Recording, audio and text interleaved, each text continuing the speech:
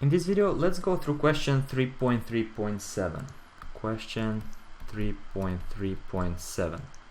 So what's given to us? We have a demand and supply. So the price of the demand is 200 minus 5 times the quantity demanded, and then the price from the supply side is equal to 92 plus 4 times quantity supplied.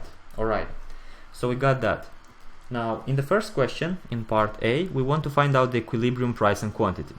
Well, that's just a basic equation. We want to make the price from the demand side equals to the price of the supply side.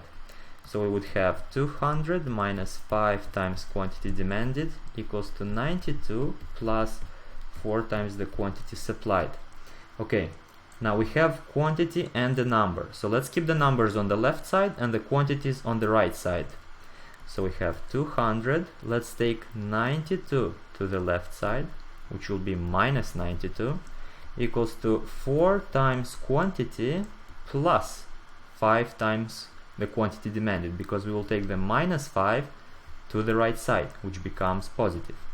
So plus 5 times Q. 200 minus 92. Well, that's equal to 108. 108 equals to 9Q, which means that the quantity in equilibrium is equal to 108 divided by 9, which is equal to 12.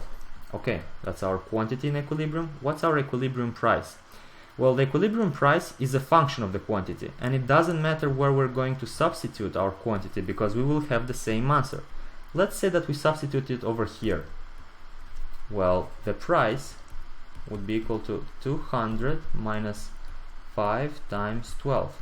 Well, that's equal to 200 minus 5 times 12, which is 60, and that's equal to 140. Now, just to prove the point, let's do it over here as well.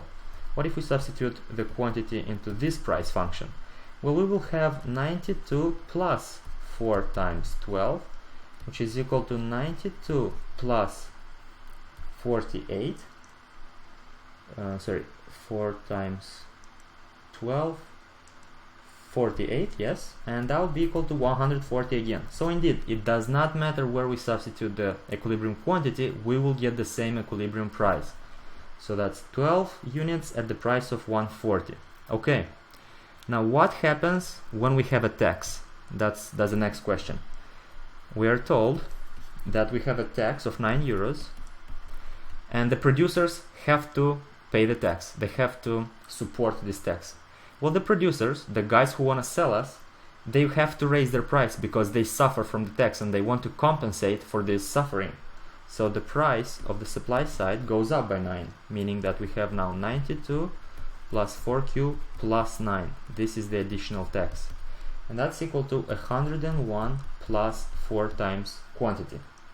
Okay, what's the equilibrium price and quantity right now? Well, now again we're gonna equate the price of the demand side with the new price of the supply side after the tax. Let's call it PT. So we would have 200 minus 5Q equals to 101 plus 4Q. Let's do the math again. Let's take the numbers on one side. 200 minus 101 equals to 4Q plus 5Q, which means we have 99 equals to 9Q, which means that the equilibrium quantity equals to 11. Now look what happened. The equilibrium quantity is 11 after tax, but before tax it used to be 12. Well, it makes sense because tax increased the price, consumers demand less, then the equilibrium quantity falls. So we got that. Now let's find out the equilibrium price after this tax. Let's substitute it, for instance, into our demand function. So we would have 200 minus 5 times 11, which is the quantity after tax, equals to 200 minus 55, which is equal to 145. That's the price after the tax in equilibrium.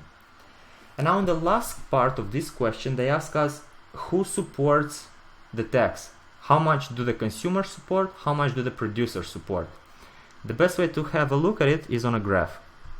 Let's draw what happened so far.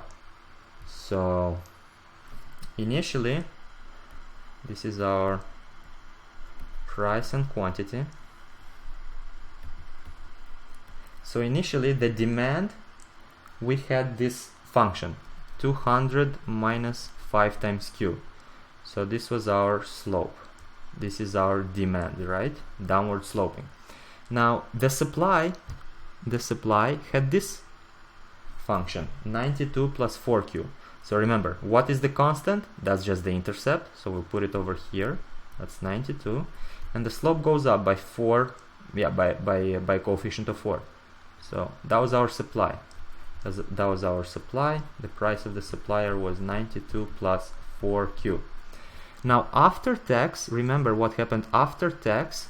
Well, this supply went up because now we have a higher price. The producers want to sell at a higher price, which was 101 plus 4Q. So the intercept went up. It went over here. Let's call this 101. But the slope is still 4. So the slope will be parallel to the slope before, meaning we'll have a parallel line over here like that. That's the price after the tax of the supplier. 101 plus 4Q.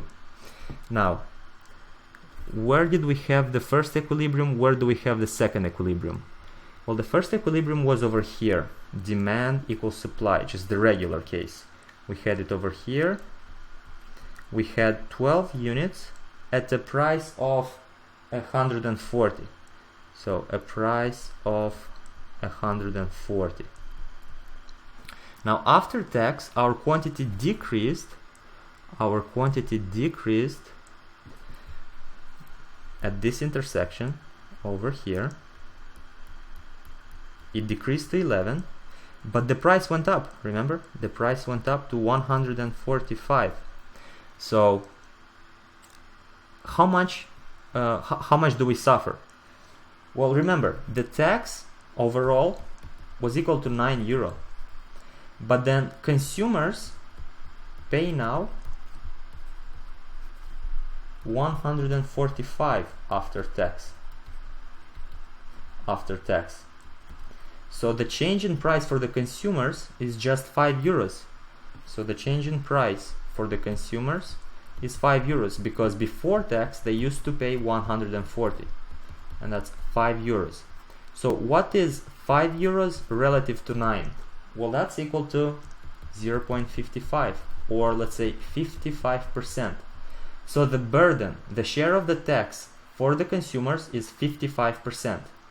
And the rest, what's the rest? Where do the other 4 euros go? Well, that's the share of the tax burden for the supplier. So the other amount, the 4 euros, that goes for the supplier. So 4 out of 9 is 0.45, which is 45%. This is the tax share of producers, and that's it. We are done.